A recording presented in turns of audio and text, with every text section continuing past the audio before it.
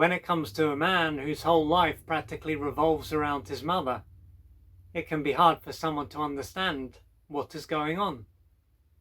He is going to be undermining himself, so this is to be expected. They can wonder why a grown man would be so focused on his mother and deprive himself in the process.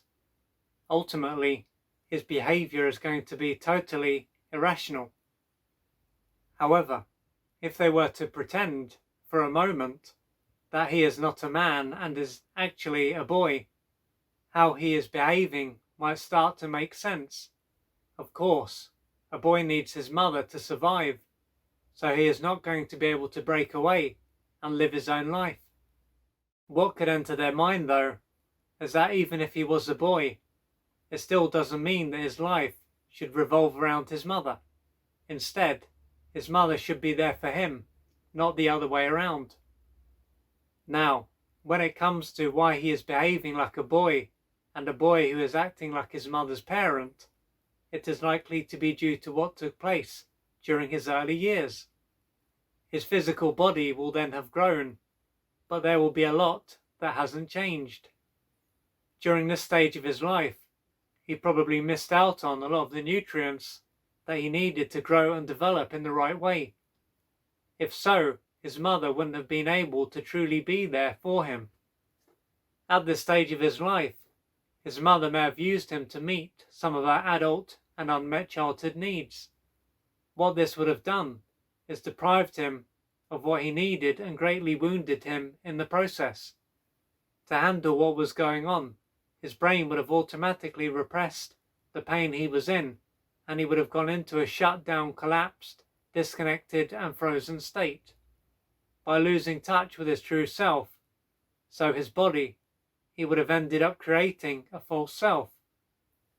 A big part of this false self would involve him being there for his mother and taking care of her needs and wants. But as he missed out on what he needed and his false self was built on sand, he would have acted like his mother's parent, even though he felt like a wounded boy deep down.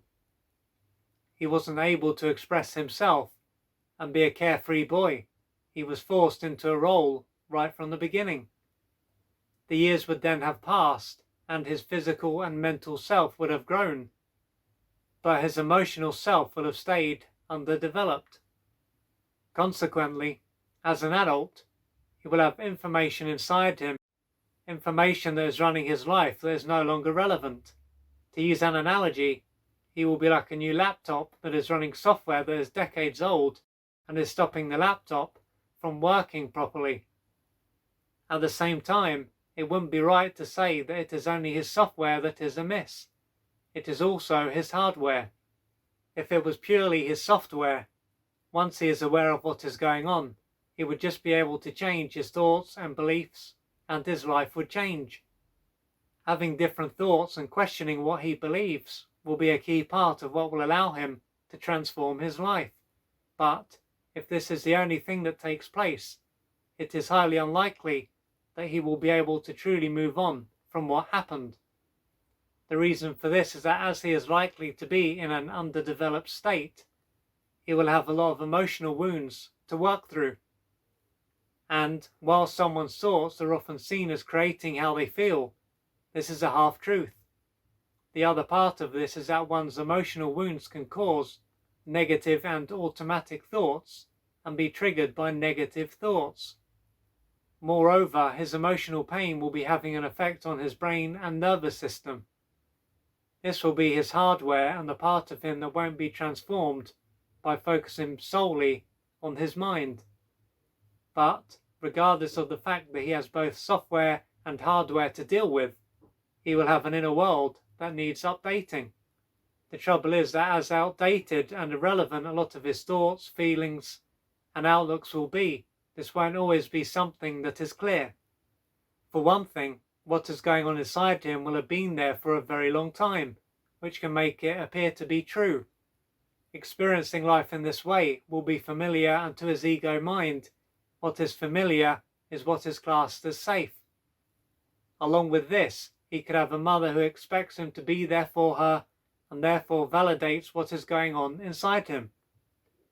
Thus, both his inner and outer world will generally create the impression that he is still a boy, and not only is pleasing his mother the right thing for him to do, but that this is the only way for him to survive, both emotionally and physically. So if you're a man and you can relate to this and you can see that you've got a lot of stuff inside you that is well and truly out of date, is no longer irrelevant, then the key will be for you to reach out for external support so that you can start to work through this. Because right now you may also have a lot of stuff going on externally, as I said, that validates what is going on internally, that can make it even harder for you to see clearly and to see that you are no longer a boy. You no longer need to please your mother to survive, both emotionally and physically. You no longer need her to be able to exist. So as always, don't suffer in silence and do what you need to do to gradually change your life, because you deserve to live a fulfilling life. If you would like to find out more about the services that I offer, please go to www.oliverjrcooper.co.uk or email me at info@oliverjrcooper.co.uk, and I'm looking forward to assisting you on your journey.